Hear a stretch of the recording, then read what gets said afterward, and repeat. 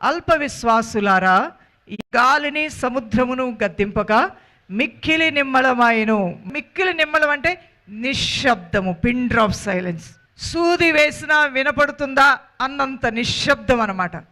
ఆ సముద్రములో ఉన్నటువంటి ఆ గాలి, ఆ యొక్క తుఫాను, ఆ సుడిగుండాలు అవన్నీ హోరుమని వస్తూ ఉంటాయి.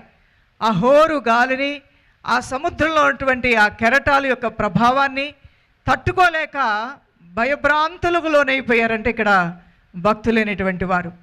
ప్రభువైన దేవుడు ఆ గాలిని గద్దించడానికి ముందుగా, దాన్ని నిశ్శబ్దతలోనికి తీసుకొని వెళ్ళటానికి ముందుగా వారితో అన్న మాట ఏంటంటే, అల్ప విశ్వాసులారా ఎందుకు భయపడుచున్నారు?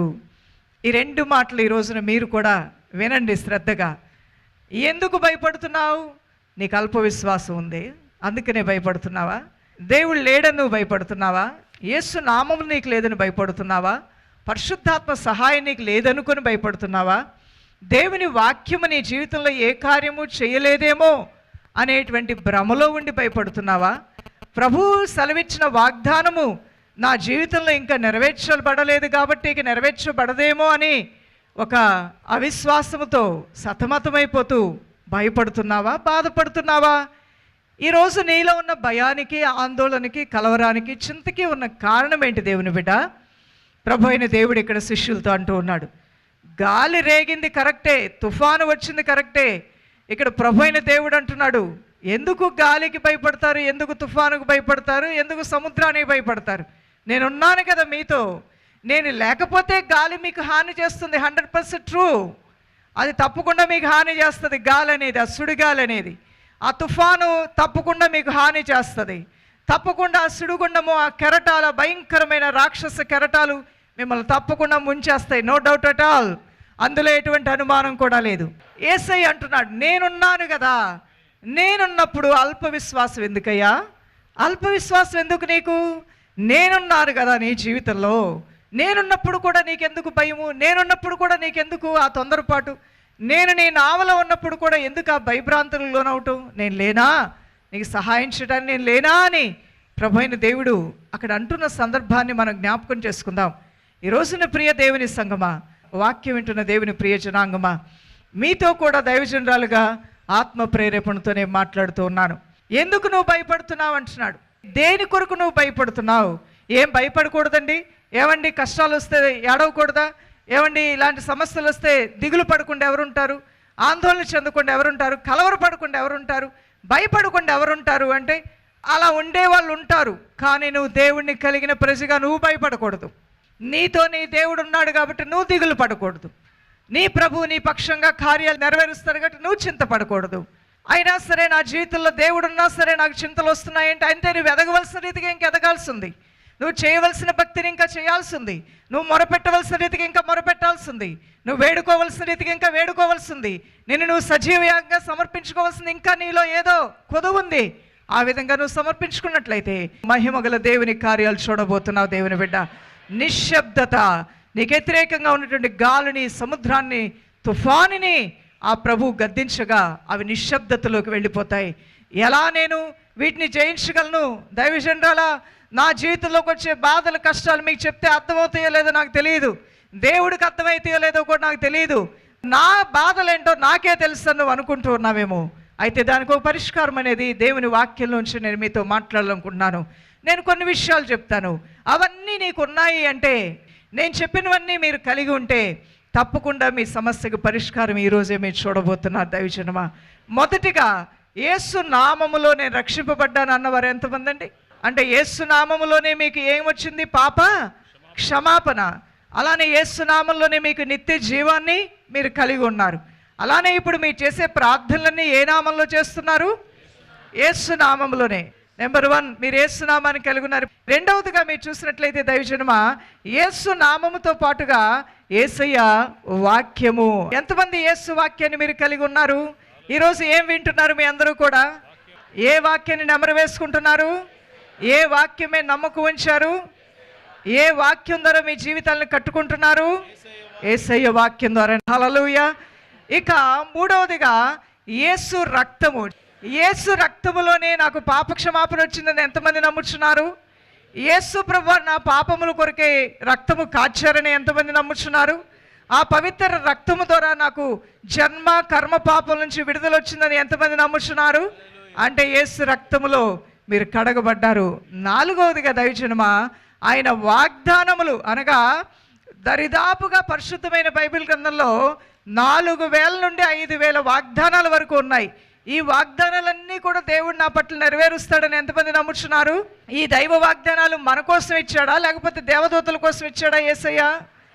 అన్ని జనుల కోసం ఇచ్చాడా? ఆయన నమ్మిన వారి కోసం ఇచ్చాడా? అంటే ఇన్ని వేల వాగ్దానాలన్నీ కూడా ఎవరి కొరకండి? ఇవన్నీ కూడా మన కొరకే. దేవుడు కనబడి వరం అడిగితే ఏదైనా అడగాలనుంది అని నువ్వు అనుకుంటే నేను ఒకటి చెప్తాను, 5000 వరాలు ఉన్నాయి, ఏం కావాలో అడుగు, అది పొందుకో. ఒక్క వరమా 2 వరాలా? ఎందుకు 1 వరం 2 వరం?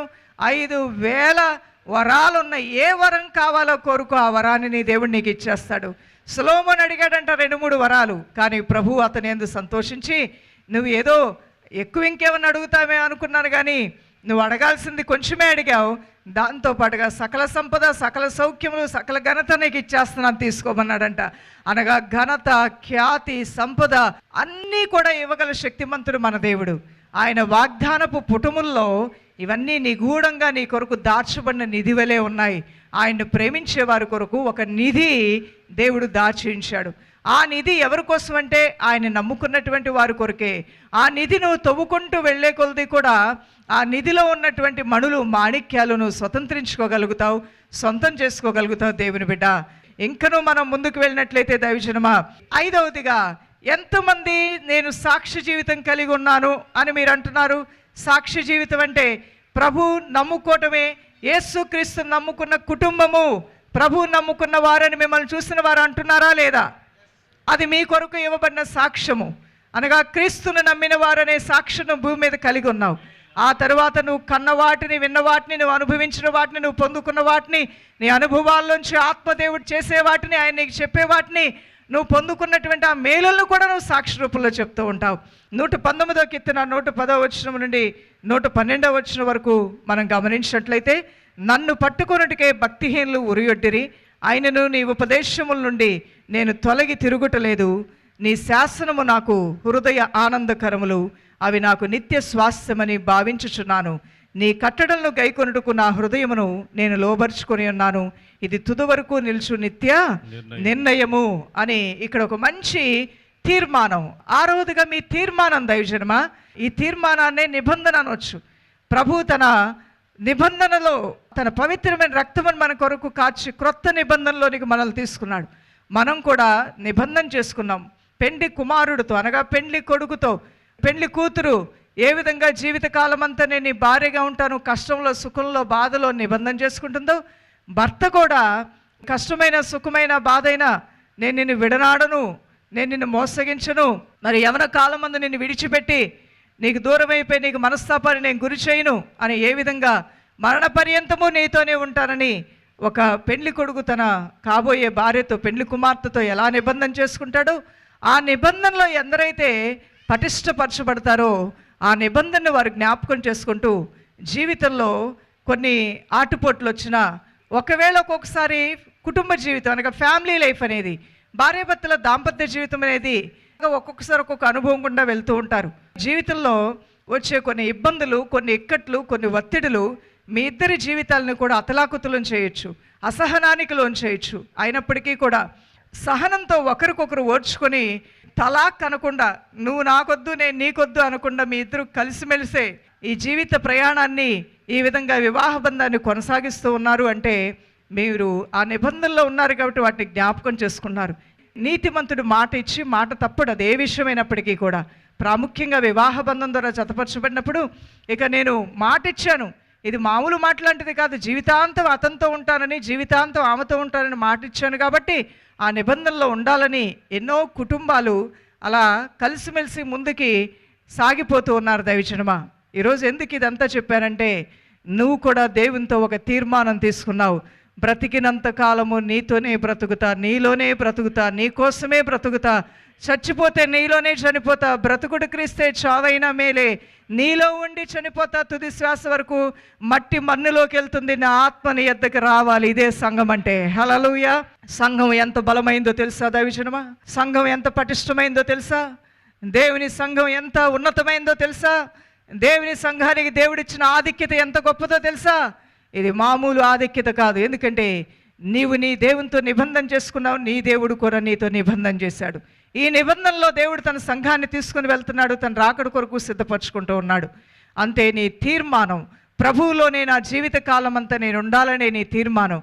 నేను సాగిపోతాను, మోషే వలె సాగిపోతాను. ఎలా సాగిపోవాలంట? మనం ఎర్ర సముద్రం ఎదురైనా సరే ఎలా సాగాలంట?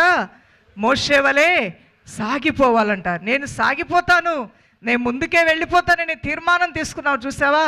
ఇది 6వ ఆశీర్వాదం నీ జీవితంలో. ఈరోజు నువ్వు భయపడొద్దని ప్రభు అంటున్నాడు. అల్ప విశ్వాసులారా ఎందుకు భయపడుతున్నారు? నేను ఉన్నా మీరు భయపడతారా? నేను మీ నావలో ఉన్నా భయపడతారా? ఈరోజు దేవుడు తన సంఘంతో ఈరోజు వాక్యం ద్వారా మాట్లాడుతున్నాడు. నేను మీలో ఉన్నా మీరు ఇంకా భయపడతారా? ఎందుకు నీలో అల్ప విశ్వాసం ఉంది? యేసయ్య నామము నీలో ఉన్నది కదా, రక్షణానందం నీలో ఉన్నది కదా, నీ సాక్షి జీవితం నీలో ఉన్నది కదా, పరిశుద్ధాత్మ దేవుని సహవాసం నువ్వు కలిగి ఉన్నావు కదా, అన్నిటికన్నా మించినటువంటి వాక్యపు వెలుగు నీతో ఉన్నది కదా. అలాంటప్పుడు నువ్వు భయపడాల్సిన అవసరమే ఉంది. మరేం చేయాలంటే ప్రార్థన మాత్రమే చేయాలంట. భయము గీయము పక్కన పడేసి మూట కట్టి పసిఫిక్ మహాసముద్రంలో పడేసి అందరం కలిసి బహుధైర్యముతో ఆయన కృపాసనం ఎదుగుకి వచ్చి మొర్ర పెట్టడం నేర్చుకోవాలి, విజ్ఞాపన చేయటం నేర్చుకోవాలి, ఉపవాసం ఉండటానికి మన దేహాన్ని నలగొట్టుకోవటం నేర్పించాలి, దేవుని సన్నిధిలో పశ్చాత్తాపడటానికి ఒప్పుకోవాలి, నేను నువ్వు తగ్గించుకొని మొరపెట్టడం చేయాలి. అప్పుడు పరమున్న దేవుడు నీ మీద తన కటాక్షాన్ని చూపించి ఆయన కార్యాలు చేయటం ప్రారంభిస్తాడు. చెడుతనం ఏదైనా నీలో ఉంటే దాన్ని తీసివేసుకోవడానికి నువ్వు తీర్మానం తీసుకొని ముందుకు వెళ్ళినట్లయితే పరిశుద్ధ దేవుని యొక్క కార్యాలతో నీ జీవితం దీవించబడుతుంది, ఆశీర్వదించబడుతుంది. దైవజనమా, ప్రియులారా, ప్రభు అయిన దేవుని యొక్క మాట మీకు తెలియజేస్తూ ఉన్నాను. అల్ప విశ్వాసులారా ఎందుకు భయపడుతున్నారు అని దేవుడు గాలిని సముద్రాన్ని గద్దించాడంట. భయపడకుండా ఎలా ఉంటామంటే దేవుడు అన్నాడు, చుప్, నోరు మూసుకో అంటున్నాడు. భయపడకుండా ఎందుకుంటావంటే నేనున్నాను కాబట్టి నువ్వు భయపడకూడదు అంటున్నాడు. అక్కడ ఆయన నీ నావలో నేను లేకపోతే నువ్వు భయపడతావో, నువ్వు స్పృహ తప్పుతావో, నువ్వు కళ్ళు తిరిగి పడిపోతావో నాకు అనవసరం. నేను ఉన్న దగ్గర అనగా యేసయ్య ఉన్న దగ్గరికి దెయ్యాలు రావు. హల్లెలూయా. వెలుగు ఉన్న దగ్గరికి చీకటి రాదు. అవును ప్రియులారా, ఒకవేళ వచ్చినా అవి పారిపోవలసిందే, అవి తరిమి కొట్టబడవలసిందే. ఎక్కడైతే వెలుగు ఉంటుందో అక్కడ చీకటి ఉండడానికి అవకాశము లేదు. ఎక్కడైతే యేసయ్య ఉంటాడో అక్కడ భయపడకూడదు దైవజనమా. అదే అక్కడ అంటున్నాడు, నన్ను ఇన్సల్ట్ చేస్తున్నారు, మీరు నన్ను తక్కువ చేస్తున్నట్లుగా నేను భావించాలా ఏంటి? నేను మీ దగ్గర ఉన్నా సరే ఏమిటి ఆ భయం ఏంటి, ఆ కలవరం ఏంటి, ఆ ఆందోళన ఏంటి? మిమ్మల్ని నేను ఏమైనా అనాథలుగా విడిచిపెట్టానా? నేను మీకు ఏమైనా సహాయం చేయనన్నానా? మీకు తోడుగా ఉండనన్నానా? నా మహిమ ఏమైనా తగ్గిపోయిందా? నా ప్రభావం ఏమైనా తక్కువైందా? నేనేమైనా అద్భుతాలు చేయలేని చేతులు కట్టుకొని కూర్చున్న దేవుణ్ణి అనుకుంటున్నారా? నేను సర్వశక్తి గల దేవుణ్ణి కదా, నేను సృష్టికర్తను కదా. అయినా మీ భయం ఉందంటే మీకు ఎక్కడో అల్ప విశ్వాసం ఉంది. మానవ ఆలోచనలు ఆధారం చేసుకునే బ్రతుకుతాం దైవజనమా. ఈ మనస్సును ఆధారం చేసుకుంటే, ఈ మనస్సు ఆలోచన విధానం మారాలి అంటే నీ అంతరంగ పురుషుడు బలం పొందుకుంటే ఈ ఆత్మలో ప్రారంభమయ్యే ఉద్యమము నీ శరీరాన్ని, నీ తలంపుల్ని అన్నిటినీ లోబర్ చేసుకొని స్వాధీనం చేసుకొని పదా ముందుకని నేను నడిపించేస్తుంది. భయమే వస్తుంది. మనస్సును ఆధారం చేసుకుంటే మోషే భయపడ్డాడు, ఎర్ర సముద్రం ఉంది, ఎలా వెళ్ళాలి ప్రభు అన్నాడు. కానీ దేవుని యొక్క వాక్కును ఆధారం చేసుకున్నప్పుడు ఆత్మలో అంతరంగంలో బలపరచబడగానే ఆ భయాలన్నీ పటాపంచలైపోయినాయి, ముందుకు సాగిపోయాడు. అక్కడ మార్గాలు తెరవబడినట్లుగా మనం చూస్తూ ఉన్నాం. ఇక 7వదిగా రాసుకునండి, ప్రేమ. నిన్ను వలె నీ పొరుగువారిని ప్రేమించమన్నాడు. నువ్వెంత ప్రార్థన చేసినా ప్రేమ లేని వాడివైతే గనక దానివల్ల ప్రయోజనం లేదు. దానివల్ల దేవుని యొక్క కార్యాలు జరగకుండా నీకు నువ్వే అడ్డుబండగా ఉంటావు. ప్రేమ కలిగి ఉండమన్నాడు ప్రభువైన దేవుడు. 1 యోహాను రాసిన పత్రిక 4:18 1 పేతురు రాసిన పత్రిక 4:8 1 యోహాను రాసిన పత్రిక 4:18 మనం చూసినట్లయితే ప్రేమలో భయం ఉండదు, అంతేకాదు పరిపూర్ణ ప్రేమ భయమును వెళ్ళగొడుతుందంట. ఆ పరిపూర్ణమైన ప్రేమలో మనం ఉండాలి. ప్రేమ కలిగి ఉన్నాము అంటే అక్కడ నిందలు తక్కువ అవుతాయి, అక్కడ సణుగులు తక్కువైపోతాయి, అక్కడ విసుగు తక్కువైపోతుంది, అక్కడ కోపావేశాలు అనేవి తక్కువైపోతాయి, అక్కడ నెమ్మది, ప్రశాంతత, శాంతి, సమాధానం అనేది వెల్లివిరుస్తూ ఉంటుంది. ఈ ప్రేమ లోపించినప్పుడు దానికి ప్రతిగా కక్ష వస్తుంది, కోపం వస్తుంది, విసుగు వస్తుంది, అసమాధానం వస్తుంది, అల్లరి వస్తుంది, జగడం వస్తుంది, కలహం వస్తుంది. A to Z అన్నిటికీ నువ్వు ద్వారం తెరిచినట్లు అవుతుంది. ఇవన్నీ దూరపరుచుకొని ప్రశాంతమైన జీవితం నువ్వు జీవించాలనుకుంటే దానికి ఒకటే సూత్రం, ఒకటే మందు, ప్రేమ కలిగి ఉండటకు దేవుడు ప్రయాసపడమన్నాడు. మిక్కటమైన ప్రేమ కలిగి ఉండమన్నాడు. ప్రేమ లేనివాడు అయితే కనుక నువ్వు దేవుణ్ణి కూడా ప్రేమించినటువంటి వ్యక్తిగానే తీసుకోవాలి. దేవుణ్ణి ప్రేమిస్తే ఎదుటి వ్యక్తిని ప్రేమిస్తావు, ఎదుటి వ్యక్తిని ప్రేమిస్తే అతనికి ఎటువంటి అపకారం చేయవు కానీ అతనికి ఉపకారం చేసే వ్యక్తిగా ఉంటావు. ఎదుటి వ్యక్తిని ప్రేమిస్తే అతను చేసిన తప్పిదాలని అతన్ని క్షమించేస్తావు. ఒకవేళ ఎదుటి వ్యక్తి నీ మీద కీడు చేసి పగ తెచ్చుకున్నా నువ్వు మాత్రం కీడుకు ప్రతి కీడు చేయకుండా ప్రభువు చూసుకుంటాడని ఆయనకు అప్పగించేసి నీ వ్యాజ్యాలని దేవునికి అప్పగించి నువ్వు నెమ్మదితో కూడిన జీవితంతో ముందుకు వెళ్తావు. అది నీలో ఉంటే నువ్వు ధన్యుడివి, ధన్యురాలు దేవుని బిడ్డ. ప్రేమ పారవస్యంతో మీ హృదయాలు నింపబడును గాక. మీ కుటుంబాలు ప్రేమ పారవస్యంతో పరిశుద్ధాత్మదేవుడు నింపును గాక. అవును, ఎక్కడ ఐక్యత ఉంటుందో, ఎక్కడ ప్రేమ ఉంటుందో, ప్రేమ ఉంటేనే ఐక్యత ఉంటుంది. ఐక్యత రావాలి అంటే మిక్కటమైన అభిమానం రావాలి. అభిమానం ఉన్నప్పుడు ఐక్యత వస్తుంది. ఈ ఐక్యత, అభిమానం రెండు రావాలంటే ప్రేమ ఉండాలి. ప్రేమించే వ్యక్తి ఎదుటి వ్యక్తిని అభిమానించగలుగుతాడు, ఎదుటి వ్యక్తిని గణపరచగలుగుతాడు, ఎదుటి వ్యక్తి గురించి తప్పుడు మాటలు మాట్లాడకుండా ఉంటాడు, ఎదుటి వ్యక్తిని అవహేళన చేయకుండా ఉంటాడు, ఎదుటి వ్యక్తి యొక్క ఆత్మగౌరవాన్ని అతడు త్రోసిపుచ్చకుండా మరి అతనికి అపకారం చేయకుండా ఉండాలి అంటే ప్రతి వ్యక్తిలో కూడా దేవుడు పెట్టినటువంటి ప్రేమ ఉండాలని వాక్యం తెలియజేస్తుంది. దైవజనమ, ఈ యొక్క ప్రేమ అనేది నీలో ఉన్నటువంటి కలహాలని, జగడాలని అన్నిటినీ దూరపరుస్తుందనే విషయాన్ని కూడా మరి జ్ఞాపకం చేస్తుంది. ప్రేమ కలిగినటువంటి వారి క్షమించే హృదయం కూడా కలిగి ఉంటారు కాబట్టి ప్రేమ కలిగి ఉండటకు ప్రయాసపడమంటున్నాడు. ఈ ప్రేమ నీలో ఉందా? అమ్మా దీనిలో మాత్రం నాకు డౌటే అంటున్నారా? అయితే ఈరోజు మీరు మారాలి దైవజనమా. ఆ మార్పు దేవుడు మీలో తీసుకొచ్చునుగాక. ఆ మార్పు కావాలని కోరుకునే ప్రతి ఒక్కరి హృదయాల్లో ఈ క్షణమే ఆ మార్పు యేసు నామములో వచ్చునుగాక. ఇంతవరకు ఒక క్షోభ, ఎదుటి వ్యక్తి చేసిన అపకారాన్ని నువ్వు మనసులో పెట్టుకోవటం వల్ల నష్టం ఎవరికి కలిగిందో తెలుసా? అతనికి కాదు, నీకే. ఆ క్షోభను నువ్వు అనుభవించావు. రాత్రిపూట నిద్రపోకుండా నువ్వు బాధపడ్డావు. వాళ్ళు మాట్లాడిన మాటలు నీ హృదయాన్ని గాయపరిచాయి. ఎన్నో రాత్రులు ఎవరికి తెలియకుండా అవి తలుచుకున్నప్పుడు ఆ ఇన్సిడెంట్స్, ఆ సిచ్యువేషన్స్ నీకు జ్ఞాపకం వచ్చినప్పుడు ఆటోమేటిక్గా నీకు తెలియకుండా నీ కళ్ళంటే నీళ్ళు వచ్చాయి. వేదనకు గురయ్యావు. కొన్ని రోజులు అన్నం తినబుద్ధి కాలేదు, కొన్ని రోజులు నిద్ర పట్టలేదు, కొన్ని రోజులు ఎందుకు ఇంత మోసం చేశారు అనేటువంటి ఆ తత్వం, నా పిల్లలే నా మీద ఎందుకు ఎదురు తిరిగారని ఈ యొక్క ఆలోచనలు, ఈ భావాలన్నీ కూడా నిన్ను క్షీణింపజేశాయేమో. అందుకనే దేవుడు నీ మేలు కోరుతున్నాడు. కాబట్టి నీ మనసులో క్షీణత పోతేనే, నీ మనసులో మనోదుఖం పోతేనే, నీ మనసులో నా వేదన పోతేనే నువ్వు మనిషిలాగా ఆలోచించగలుగుతావు. కాబట్టే నిన్ను ప్రేమించిన దేవుడు అందరినీ కూడా క్షమించమంటున్నాడు. ప్రేమించటంలో ఉన్నటువంటి ఆ యొక్క బ్లెస్సింగ్ అనేది నువ్వు రుచి చూస్తే నీ కీడు చేసిన వాళ్ళకు కూడా నువ్వు మేలే చేయాలనుకుంటావు. నిన్ను దూషించి నిన్ను తోలనాడి అవహేళన చేసిన వారు కూడా సమయం వస్తే వారిని గౌరవపరిచి గణపరచాలని ఆ తత్వమే నీకు కలిగి ఉంటుంది. అది నీ యొక్క బలహీనత కాదు, అది నీ యొక్క భక్తితో కూడిన గొప్ప వ్యక్తిత్వం. దేవునికి స్తోత్రం కలుగును గాక. కొందరు అనుకుంటారు వారు బలహీనత అని చెప్పేసి. నాకు ఎంత పట్టుదల తెలుసా, నేను పగబట్టానంటే పాము పగ తెలుసా, వాళ్ళైనా అలా క్షమించేస్తారు కానీ నేను ఇలానే ఉంటాను తెలుసా అన్నావేమో ఒకప్పుడు. కానీ ఈ రోజున నువ్వు నీ వాడవు కాదు, నేను నాదాన్ని కాదు, మనందరము క్రీస్తు వారమై ఉన్నాము. ఆ క్రీస్తు వారమైనటువంటి క్రీస్తు స్వభావాన్ని కలిగినటువంటి వారముగా ముందుకు సాగాల్సిన బాధ్యత ఉంది. కాబట్టి నా సహోదరుడు, సహోదరి, నీ ఆలోచన విధానంలో మార్పును కలిగి ఉండటానికి కొంచెం అవకాశం దేవునికి ఇవ్వు. ఆ కొంచెం అవకాశం నుంచి దేవుడు నీలోనికి వచ్చి గొప్ప కార్యాలు చేయటం ప్రారంభిస్తూ ఉంటాడు. ఇక మరొక విషయం కూడా మనం చూద్దాం. 8వదిగా రాసుకున్న దైవజనమా 146 కీర్తన 1-2 వచనములు. ఎల్లప్పుడూ కూడా దేవునికి ఘనత ప్రభావములు ఆరోపించే విషయంలో వెనుకాడవద్దు. సమయం దొరికితే దేవుణ్ణి స్తుతించు, సమయం దొరికితే ఇతరులకు సువార్త చెప్పు. ఆ అవకాశం దేవుడు నీకు ఇస్తే దేవుని సన్నిధిలో గుప్పులు విప్పటానికి, ప్రభు పరిచర్యకి ఇవ్వటానికి ఏమాత్రం వెనకాడవద్దు. ఏ అవకాశం దేవుని గణపరిచే అవకాశం వచ్చినా దాన్ని సద్వినియోగపరుచుకో. ఎక్కడికి వెళ్ళడు నీ దేవుడు. తను ఎవరైతే గణపరుస్తారో వారితోనే ఉంటాడు యేసయ్య. హల్లెలూయా. ఎక్కడికి వెళ్ళడు, నిన్ను దాటి ఎక్కడికి వెళ్ళడు, నిన్ను మర్చిపోయి ఆయన నిద్రపోయే దేవుడు కాదు. ఆయన ఎవరైతే ఏ రీతిగా గణపరుస్తూ ఉంటారో ఆ గణపరిచే వారితో దేవుడి సన్నిధి ఎప్పుడు వెళ్తూనే ఉంటుంది దైవజనమా. ఇక 9వదిగా మనం గమనించినట్లయితే మత్తయి సువార్త 18వ అధ్యాయం 19వ వచనం ప్రకారంగా మనం ఒకరితో ఒకరు అంగీకరించాలి, ఏకీభవించాలి.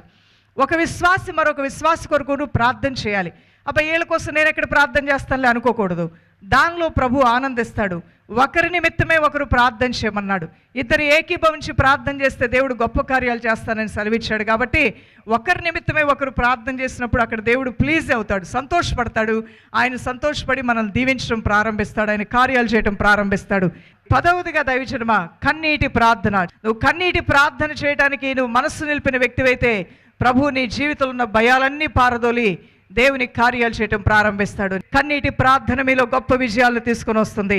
అదే రీతిగా 11వదిగా ఇది కూడా మీరు కలిగి ఉండాలి. ఫిలిప్పీయులకు రాసిన పత్రిక 4:4 ఎల్లప్పుడూ కూడా సంతోషించి ఆనందిస్తూ ఉండాలి. ఏదున్నా లేకపోయినా ఎల్లప్పుడూ కూడా ఆనంద హృదయం, సంతోష హృదయం నువ్వు కలిగి ఉండాలని వాక్యం తెలియజేస్తుంది. 149వ కీర్తన 3వ వచనంలో కూడా నాట్యముతో వారు ఆయన నామమును స్తుతించుదురుగాక, తంబురతోనూ సితారతోనూ ఆయనను గూర్చి గానము చేయుదురుగాక. తంబురు సితార వాయిద్యములతో ఆయన్ని ఘనపరిచే రీతిగా ఎల్లప్పుడూ కూడా నీ హృదయాన్ని, నీ ఇంటిని, నీ పరిసరాల్ని, నీ నోటిని కూడా ఆ విధంగా, నీ నోట ఏమైనా పాట వస్తే సినిమా పాట కాదు, సినిమా డైలాగులు కాదు, లేకపోతే పిచ్చి మాటలు కాదు రావాల్సింది. ఎప్పుడూ కూడా దేవునిలో నాట్యం ఆడేటువంటి స్తుతిగానములతో నీ నోరు నింపుకుంటే నీ నోరు ధన్యమైపోద్ది. దేవుని బిడ్డ, నీ జెహోవా ఫలం అనగా నువ్వేం ప్రార్థన చేసినా ఆ ఫలం నీకు తిరిగి 2 అధికంగా దేవుడు ఇవ్వటం ప్రారంభిస్తాడు. స్తుతిలో ఉన్న శక్తి అంత గొప్పది. ఏ క్రియ చేతనైనా, ఏ కార్యం చేతనైనా, ఒక మాట ద్వారా కానీ, ఒక క్రియ ద్వారా కానీ, ఒక మాట నువ్వు పెట్టుకున్నా, ఏది పెట్టుకున్నా యేసు నామం ఘనపరచబడే రీతిగా నీ జీవితాన్ని, నీ నోటిని నీవు వాడగలిగితే అది ఎంతో ఆశీర్వాదకరంగా నీ జీవితంలో ఉండబోతుంది. ఇక 11వదిగా మనం చూసినట్లయితే మొదటి సమూయేలు గ్రంథం 16:14-23 చక్కటి ఆత్మ సంబంధమైన వాయిద్యాలు. ప్రియులారా, మొదటి సమూయేలు గ్రంథం 16:14-23 చూస్తే anointed music will break the yoke of bondage. ఒక వాయిద్యము కూడా అభిషేకముతో కూడిన వాయిద్యముగా ఉంటే అక్కడ సాతాను కట్లు తెగిపోతాయి. ఒక పాట కూడా అభిషేకంతో కూడిన పాటగా ఉంటే అక్కడ సాతాను కట్లు తెగిపోతాయి. దేవునికి మహిమ కలుగును గాక. అవును, నీ నోటుతో నువ్వు పాడుతున్నప్పుడు, ఆత్మపూర్ణుడివై నువ్వు పాడుతూ ఉండగా దేవుని యొక్క శక్తి నీలోకి రాగా సాతాను కట్లు తెగిపోవటం ప్రారంభిస్తాయి. నీలో ఆ అనుభవం ఉందా? ఆ అనుభవం లేకపోతే ఈరోజు దేవుని దగ్గర అడుగు, ప్రభు అయిన దేవుడు నీకు అనుగ్రహిస్తాడు. ఇక మరొక విషయం, యెషయా గ్రంథము 55:10 మొదటి దశలోనికి రాసిన పత్రిక 5:17 మనం చూసినట్లయితే విజ్ఞాపన ప్రార్థన నీ జీవితంలో గొప్ప ఆత్మీయ ఆశీర్వాదపు వర్షాన్ని కురుమరిస్తుంది. ఒక విజ్ఞాపన ప్రార్థన నీలో ఉంటే నీ నావలో యేసు ప్రభు వారు ఉంటారు. ఆయన అంటాడు, భయపడద్దు నేనున్నాను నీకు అంటాడు. ముందుకెళ్ళి అంటాడు, ప్రభు గాలి వస్తుంది, తుఫాన్ వస్తుంటే నేనున్నాను కదా, బయలుదేరి, నో ప్రాబ్లం అని చెప్పేసి ఆ ప్రభు అయిన దేవుడే నేను తీసుకుని వెళ్తాడు.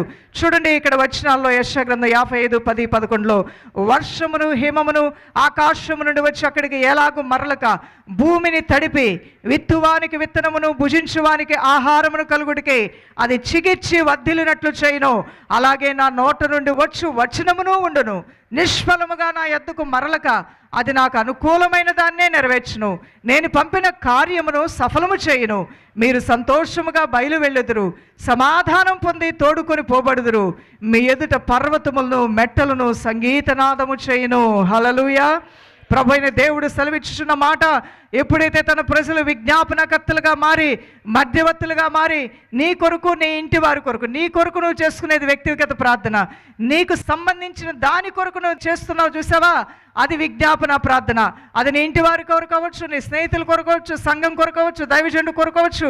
అది ఒక విజ్ఞాపన ప్రార్థన. మోషే దైవజనుడు చేసిన విజ్ఞాపన ప్రార్థన సంఘానికి క్షేమాన్ని సమకూర్చింది, ఇజ్రాయేలీల యొక్క సైన్యానికి క్షేమాన్ని సమకూర్చింది. ఆయన పర్వతం మీదకి ఎక్కి ఆయన చేతులపైకి ఎత్తి విజ్ఞాపన ప్రార్థన చేయుచుండగా సంఘము క్షేమములోనికి, దీవెనలోనికి, ఆశీర్వాదంలోనికి నడిపించబడింది. అనగా దేవుని ప్రజలు విజయాల తర్వాత విజయాలు పొందుకోవడానికి కారణమైంది. అదే రీతిగా సంఘము పేతురు ఖైదీగా ఉన్నప్పుడు సంఘము ప్రార్థన చేయగా, విజ్ఞాపన ప్రార్థన చేయగా అక్కడ గొప్ప విజయము, గొప్ప విడుదల కలిగినట్లుగా మనం చూడగలుగుతున్నాం. ఇది ఇంటర్నల్ కనెక్షన్ అనేది ఇక్కడ ఉంది. నీకు నువ్వు, నాకు నేను అన్నట్లుగా లేదు. ఆత్మీయ బంధం అనేది దేవునితో మనకి, మనతో దేవునికి ముడిపడి ఉంది. మనము మనుషులతో ముడిపడి ఉన్నాం. ఎందుకంటే మనుషుల కొరకు దేవుడు వచ్చాడు, ఎవరి కోసమో ప్రభు రాలేదు. ఆ మనుషుల రక్షణ కోసం ఆయన ప్రజలమైన మనము విజ్ఞాపన ప్రార్థన చేయాలి. దైవజనమా, 1 గంట విజ్ఞాపన విజ్ఞాపన ప్రార్థన చేస్తే పోయేదేముంది? ఆత్మల రక్షణార్థమే నువ్వు కన్నీరు కారిస్తే ఎంత మేలు, ఎంత ఆశీర్వాదం నీ జీవితంలో. అలాంటి వారికి ప్రభు ఇచ్చే దీవెనలు ఎలా ఉంటాయో తెలుసా? చూడండి, ఈ వచనములు ఏ విధంగా ఉన్నాయో. వర్షమును హిమమును ఆకాశము నుండి వచ్చి అక్కడికి ఎలాగో మరలక భూమిని తడిపి విత్తువానికి విత్తనమును భుజించువానికి ఆహారమును కలుగుటికే అది చిగిర్చి వర్ధిల్లినట్లు చేయును, అలాగే నా నోట నుండి వచ్చు వచనమును ఉండును. నిష్ఫలముగా నా యొద్దకు మరలక అది నాకు అనుకూలమైన దాన్ని నెరవేర్చును. నేను పంపిన కార్యమును సఫలము చేయును.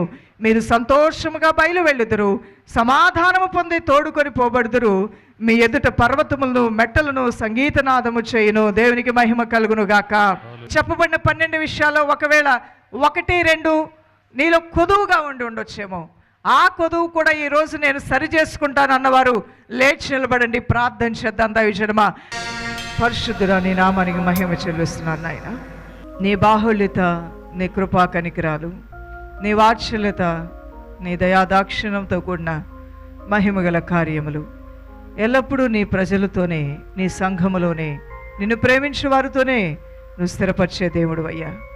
నీ నిబంధన మాతోనే స్థిరపరిచావు, నీ వాగ్దానములు మా కొరకే సిద్ధపరిచావు. ప్రశస్తమైన అనేకమైన మంచి నిధులు నిన్ను ప్రేమించే వారి కొరకే నువ్వు దాచి ఉంచావు నాయన. నీకే మహిమ చెల్లిస్తున్నావు. నీవే మాకు క్షేమాధారము నాయన. నీవే మా మేలు కోరే దేవుడువు, మా ప్రధాన మంచి కాపరి. మీకే మహిమ నాయన. మా పిల్లల తరములను నడిపించువాడా, మీకు స్తోత్రములు నాయన. అయానతని గాయపడిన గొర్రెల్ని గాయము మాన్పి భుజముల మీద నడిపే దేవుడు నాయన. నడవలేని గొర్రెలను కూడా భుజముల మీద మోసే దేవుడు నాయన. అప్పుడప్పుడే జన్మించిన గొర్రె పిల్లలను కూడా భుజముల మీద మోసిన దేవుడు కదా నాయన. ఈరోజు సంఘమనే నీ గొర్రెలు నువ్వే కాయువాడవు, మేపువాడవు, సంరక్షించువాడవు, నీ రాకడ కొరకు సిద్ధపరచువాడవు నాయన. ఇదిగో నీ మందిర ఆవరణంలో నీ మేలుతో వారిని తృప్తిపరిచావని నేను నమ్ముచున్నానయ్యా. నీ మందిర ఆవరణంలో వారి ప్రార్థనలు చెవియొక్కి నీ దృష్టి నిలిపి యోగ్యమైన ప్రతి శ్రేష్టమైన ఇవిని వారికి అనుగ్రహించావని నమ్ముచున్నానయ్యా. వారి దేహాలను ఏలుబడి చేస్తున్న రోగ బలహీనతల నుంచి వారికి విడుదల ఇచ్చామని నమ్ముచున్నాను నాయన. మూయబడిన గర్భములు తెరిచావని నమ్ముచున్నాను నాయన. ప్రతి విధమైనటువంటి అంధకార చీకటి శక్తి యొక్క కట్లను తెంచివేశావని నమ్ముచున్నాను నాయన. నీ కృపని ప్రజలకు సదా తోడుగా ఉంచుమని యేసు పరిశుద్ధ నామములో ప్రార్థించి వేడుకొంచున్నాం మా ప్రియ తండ్రి. ఆమేన్.